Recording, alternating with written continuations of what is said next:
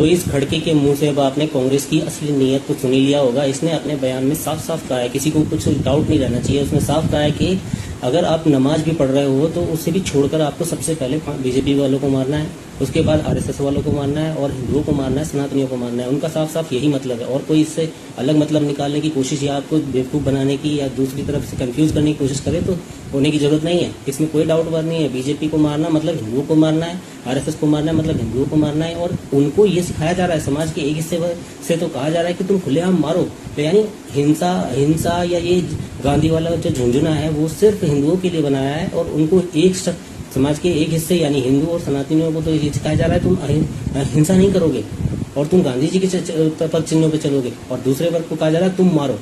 अब देखो इनकी नीयत किस तरह की है कि ये क्या करना चाहते हैं। इनकी भद्दी नीयत इनके कामों से, इनकी जुबान से, इनकी हरकतों से सरेआम सारी दुनिया को, सारी देश करीब 77 साल से देख रहा है और इनकी नीयत यही है। इन्होंने उसी दिशा में अपनी सारी कोशिशें की हैं। इनके सारे काम जो विकास के काम हैं, जो भी गवर्नमेंट के विकास, जिस तरह की आप इनकी योजनाएं देखते हैं वो सब योजनाओं में कहीं ना कहीं इनका यही नीयत छिपी होती है। आप देखिए इन्होंने हिंदुओं का नाश करते करते, सनातनियों का नाश करते करते उनकी शिक्षा छीन ली, उनकी चिकित्सा पद्धति छीन ली, उनका रहन सहन का दर्जा छीन लिया, उनकी पूजा पद्धति छीन ली, उनको संस्कारहीन बना दिया, उनको चरित्रहीन बना दिया।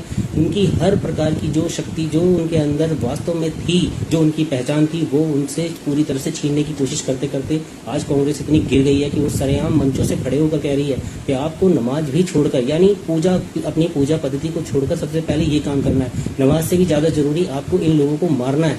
जो पार्टी, जो नेता इस तरह की सोच रखता हो, इस तरह की नीयत रखता हो, वो आपके भले में कभी किसी सपने में भी हुआ होगा या कभी हो जाएगा। इस तरह की उम्मीद अगर आप रखते हो तो आप सरेआम मतलब आप अपनी बुद्धि के निचले स्तर पर हैं और आप शून्य पे हैं। आप कभी नहीं अपने विकास को कर पाओगे।